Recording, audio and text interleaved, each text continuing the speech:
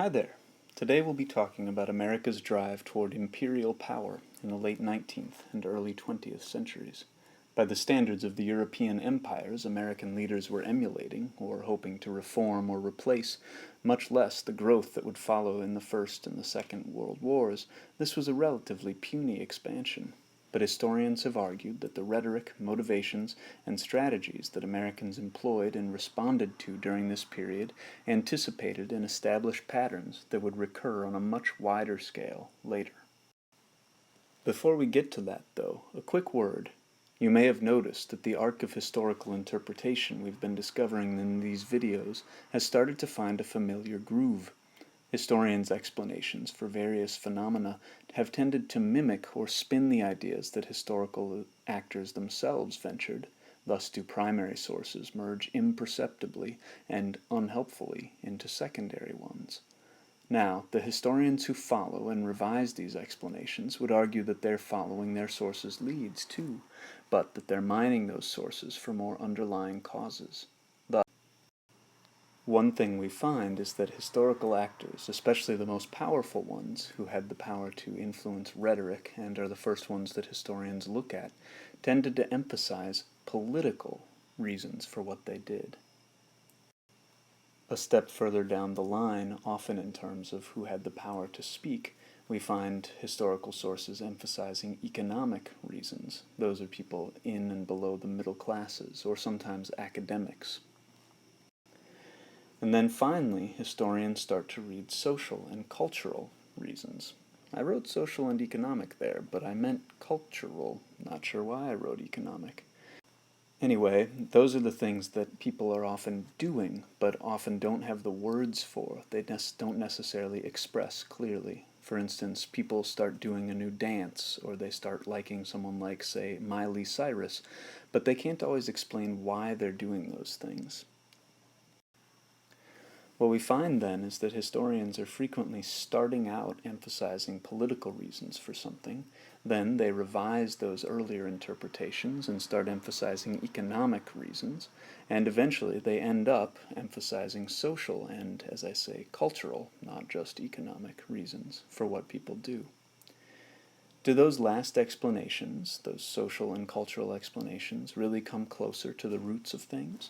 Or do they merely reflect scholars' evolving preoccupations through the 20th and 21st centuries?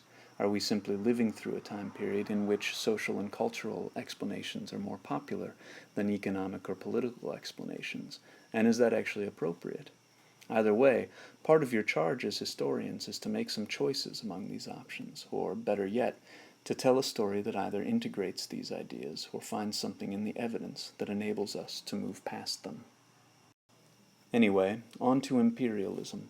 The earliest histories of this era tended to echo and even inspire the notion that Americans expanded in the late 19th and early 20th centuries because their political system depended on expansion.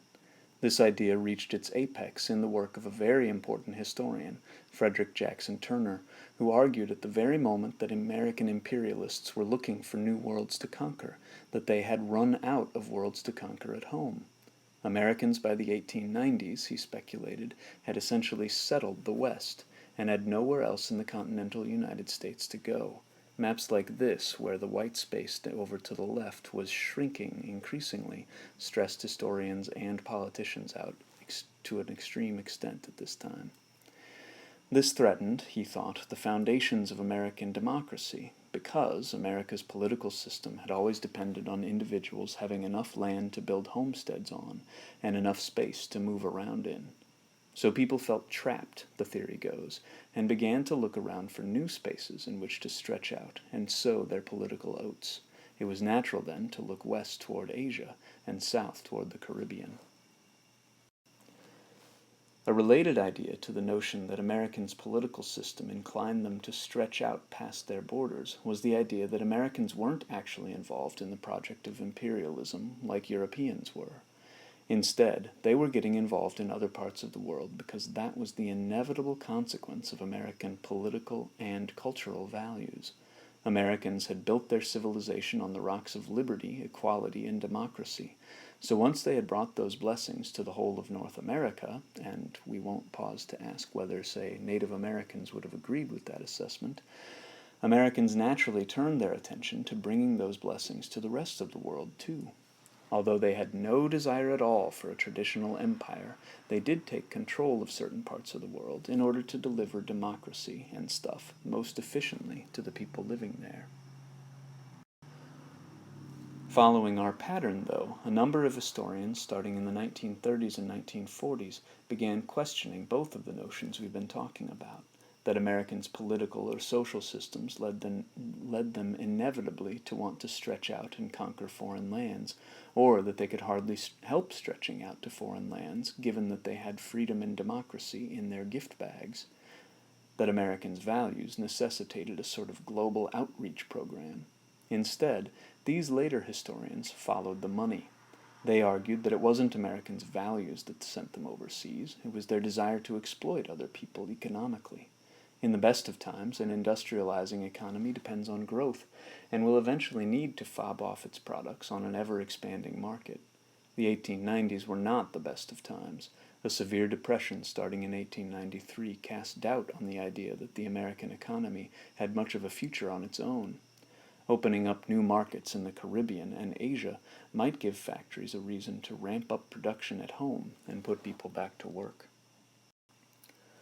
The fourth school of historians has, again following our template, turned our attention away from economics in the last 20 to 40 years.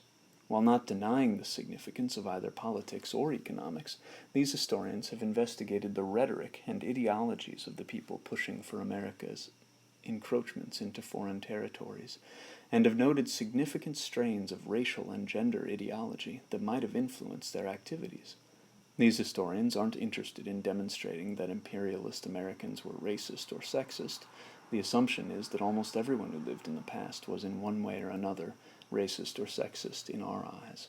Instead, these historians are attempting to perceive how Americans' ideas about race and gender condition their responses to developments both in America and overseas. If they're right, and I hope you'll consider evidence both for and against them in our documents, then it's harder to claim that America's imperial expansion was in some way the natural outgrowth of a political or economic system. Instead, these historians argue, it depended on people making choices that reflected their own racial and gender prejudices, and then changing their senses of American values to fit them. So what was it? What do you perceive in Americans' voices as they contemplated and then accomplished using their power abroad? Were they swayed by values, by politics, by money, by racial or gender ideology? Or were other factors that historians haven't even considered most important? You might also consider a final explanation that some scholars have advanced, that many of Americans' earlier adventures abroad resulted not from intentional actions, but from accident, from circumstance, the way that certain developments overseas happened to resonate at the right time or with the right people in America. And if that was the case, how much did the above incentives and ideologies affect how Americans acted?